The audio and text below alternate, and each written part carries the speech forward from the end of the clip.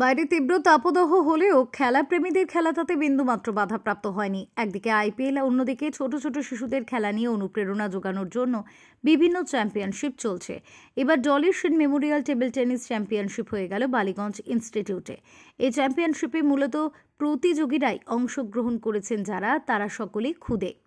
টুর্নামেন্টে অংশগ্রহণ করতে পেরে ভীষণভাবে আনন্দিত খুদে প্রতিযোগীরা।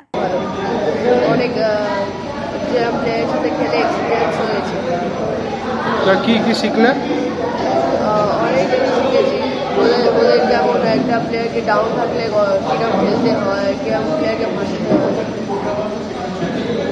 খুব ভালো লাগছে, অনেক ভালো লাগছে। কি শিখলে আজকে খেলায়?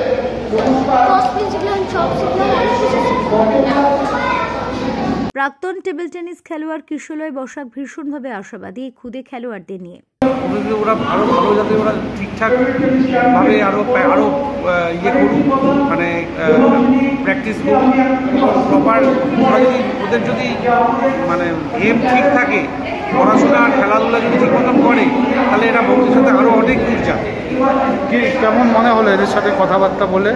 খুবই পজিটিভ, এরা খুবই পজিটিভ। আমি দেখলাম আমাদের মতন যেমন আমরা ডাউট ছিলাম, আমরা তো তখন তো আমাদের এখন তো সবাই জানে কতটুকু খেললে কোন জায়গায় যেতে হবে, সবাই এখন জানে ব্যাপারটা। সেই জন্য এদের চান্সেসটা আরও খুব ভালো। আগে আমাদের সময় অনেক অবস্ট্রাকলস ছিল, এখন সেগুলো নেই।